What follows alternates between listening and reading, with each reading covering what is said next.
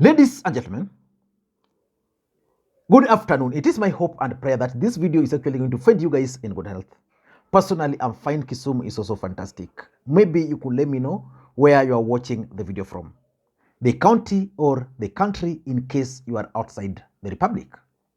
Yesterday, the former cabinet secretary for education, the late Professor George Magoha, was laid to rest at his home in Game constituency, Siaya County. That event was graced by several people, including the former president, Uhuru Kenyatta, Raila Odinga. William Ruto was represented at that event by Eliud Owalo. As a matter of fact, William Ruto was expected at the event, but because of other reasons, which I did explain in one of my videos, he did not show up. But there are several things which I observed from the background, which I want to bring to your attention because they are significant politically speaking. But before we do all those, in case you're watching this channel for the first time, I want you guys to take a second or two, click that subscribe button so that next time we produce a video like this, YouTube will automatically notify you. And to the subscribers, I want to continue thanking you guys for your continued support. Because without that support, this channel cannot be where it is now. Let us get back to the main issue. And by the way, I'll be following and monitoring the events as they unfold in Nakuru, where William Ruto will be holding a major political rally. At the same time, I'll also be following the events as they unfold in Busia, where Raila Odinga is also leading his Azimio brigades. But let us go back to yesterday. Now, Uhuru Kenyatta appeared with Raila Odinga for the first time. I am sure that's going to form an agenda in Nakuru. So let us also keep a tab there. Now, let me begin by looking at the first item which I observed, the arrival. Remember, we had two groups of people. We had the group of the government, and also we had the group of the opposition, or let me say the other government, people's government, Raila Odinga. Because, you know, when Magoha died, something was open that the government wanted to do everything. Uhuru Kenyatta was also willing to do everything. But at the end of the day, the government did most of the things. And it was expected that they were going to take charge of this event. So how did the government arrive? The government was represented by Eliud Owalo. Then there was also the cabinet secretary, Bor. And this is how they landed. They actually landed in a military chopper. Now that's the plane coming down, as you can see. Yeah, inside there is Eliud Owalo. There is Bor, there's basically the entire government was brought using this chopper. And the fact is, at some point, people thought that was William Ruto coming. So the question is, why do you think the government decided to land in a chopper? Number one, they wanted to prove who is in power. Military chopper, the Air Force One, is actually associated with power. That's why you remember immediately William Ruto took over, Oscar Sudi landed with that military chopper in Naivasha for a meeting, and he took photos, and he told Matiang'i that, where Matiang'i? So basically, it shows power. The other reason why they came with that military chopper is that they wanted to wow the Luos. You know, there's a way Luos love power, and they also love fine things. So by Eliud Owalo riding in this chopper, the expectation is that he's going to win the hearts of some Luos. So the government landed in game in a chopper for two main reasons, just like I've explained, to show power and also to wow the Luos. How did Raila Odinga arrive? Now, Raila Odinga planned so well for his arrival. Before they arrived, you can spot Raila Odinga there with Opiyo Wandayi, with James Orengo, with the Sama Tandi. The other guy at the end there, I think that's Rading, a former aspirant in game, basically preparing to come for this event. And once they landed in style. Raila Odinga landed traditional way.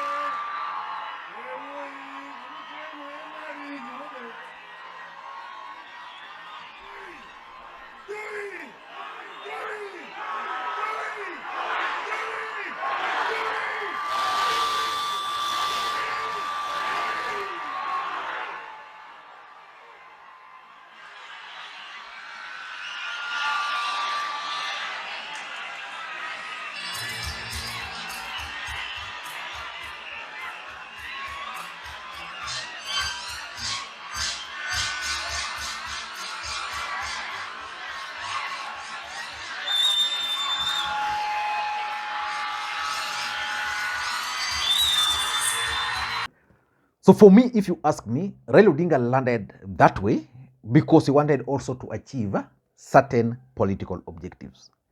The first objective he wanted to achieve was to take charge of the environment. By coming that way, the crowd went into frenzy and everybody came to a standstill.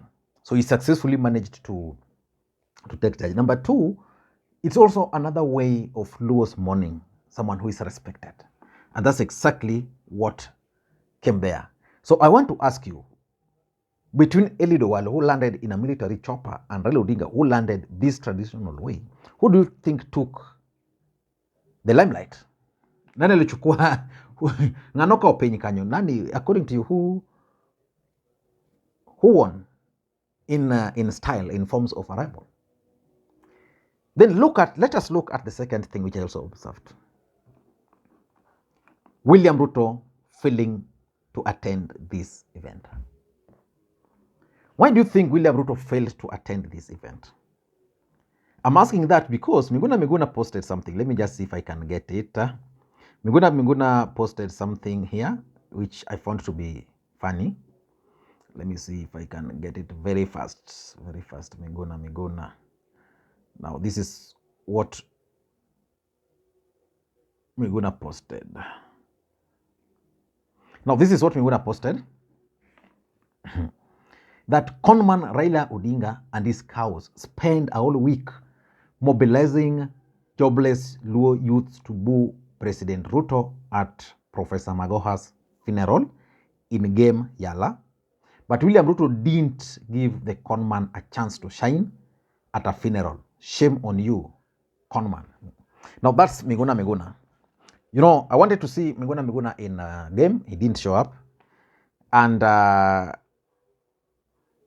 according to Miguna, Ruto did not show up because Raila Odinga had mobilized voters. The truth of the matter is that that's not the truth. Miguna is just being economical with the truth. The truth of the matter is that William Ruto did not show up for this event, primarily for two main reasons. Number one, William Ruto did not want a situation where he's going to share a podium with Uhuru and Raila. Remember, in the last few days, how the political situation has been. And William Ruto would have found himself in an awkward situation, having accused Uhuru Kenyatta of tax evasion, having also withdrawn Uhuru Kenyatta's security. And number two, which is the main reason why Ruto did not attend this event, is because of their rally in Nakuru. You know, there is something which is happening, and I could be wrong, but I think I'm right. When the 9 members of parliament visited William Ruto at State House, Rigathi Gachagua never updated on his official Facebook page or Twitter pages that he met alongside with William Ruto. He met with the members of parliament from Nyanza. He never did that. Why do you think he never did that? Because of the backlash. You know, when you use a anti-Luos in your region to mobilize, then you meet them. Then when you post them, what will happen? So Rigathi Gachagua was advised not to post. And William Ruto did not come to game because of the Nakuru agenda. William Ruto will lead his brigades in Nakuru today for a major political rally. The agenda in that rally is going to be Raila Odinga. And you know, Raila Odinga has embarked on this series of political rallies. So the idea is that they want to brand those rallies as maandamano, and then confine it to Luos, and then brand the Luos as violent. So William Ruto thought that if he had come to game, then he was going to be received well, nothing was going to happen, nobody was going to hurt him. Then it would be awkward for him then to go and stand before people in Nakuru to call the Luos wale watu wa mawe, wale watu wa maandamano. So he just avoided that. And that explains why they could not even send Mudavadi. They didn't send Mudavadi, they didn't send Rigathi, they only sent Eliud and Molo, who had Luos. Because they knew even if they came, nothing was going to happen to them. And therefore they were not going to have that anti-Luo kind of sentiments in Nakuru and brand the entire community as violent. That was the main thing. What Miguna is suggesting here, that they spend all week to mobilize. Who doesn't know Raila Odinga? Raila Odinga doesn't mobilize anybody. He doesn't give people money to attend these rallies. That is the fact. The other fact is William Ruto did not attend. Okay, you can say that Raila planned to mobilize people in game. What about Magoha's home in Lavington? Ruto never appeared there. What about church service? The Raila Odinga, William Ruto also missed the church service in Nairobi. So you can't say that Raila mobilized people in church in Nairobi, blocked him at his home. So basically, those are the two reasons. Then the third thing which I also observed is Uhuru Kenyatta's arrival and his security. Actually, Raila Odinga's security and that of Uhuru Kenyatta. A few days ago, Uhuru Kenyatta made some public appearance, and it was clear from that public appearance that Uhuru Kenyatta was still enjoying massive security. Then after that, William Ruto announced scaling down of those security. And you remember Uhuru actually even refused to attend some events, international events, because of the issue of security. I observed that Uhuru Kenyatta's security is now scaled down. But Uhuru Kenyatta was being secured by men in black. When Uhuru Kenyatta landed at the airport, when he landed in game, he was received by men in black who were actually providing security to him. These are the men in black are the ones who escorted him up to where he sat. Former president. Of course, Uhuru, I saw 3 security with him, official one. But majority of the people who were around Uhuru, unlike the other time where he was seen by serious security. Then Raila Odinga, if you also observed when he arrived, he was surrounded by very mean-looking men. Maybe those are the people who scared Magoha. And I'm told those men in black have not offered to secure Raila throughout. So the issue of security also came out. Probably Uhuru Kenyatta wanted it by design to show that he doesn't have massive security, and then the people can actually secure him. The other thing which also came out from this particular event is the issue of Raila Odinga's popularity. I think some people wanted to test whether Raila Odinga is still strong or not. And it began with the ownership of the program. You know, the government tried to hijack the program, and indeed they succeeded. If you listen to Owalo's speech, his vote of thanks he only gave to Elisha, the member of parliament, the government, and the current cabinet. While it's a known fact that the family acknowledged the contribution of Uhuru, the contribution of Raila, the contribution of the former colleagues, and things like those. So it means in terms of ownership, there were attempts. When Rigathi Gachagua announced to the country that they were going to feed the people of Game, the main intention was to own the program and soften the ground for them. But when Raila Odinga landed, the reaction sent shockwaves across the State House. So if there's anybody who still thought that Raila Odinga will just get finished like that, especially in Nyanza, he should be dreaming. And I also observed one thing, that the rebels were actually missing from this funeral. Why do you think they were missing? Forget about the 9 MPs. Those ones came just the other day. They are non-rebels who have been accompanying Owalo, talking ill of Raila. None of them were present here. Why do you think they were missing? And importantly, and I think I did a comprehensive analysis about it, you can check it. This event also provided a platform for Uhuru and Raila to make first public appearance for the first time after the last election. And that public appearance was intended to send a message that Uhuru is still in politics. Let us wait for Nakuru. Thank you guys, and may you have a good day. Bye-bye.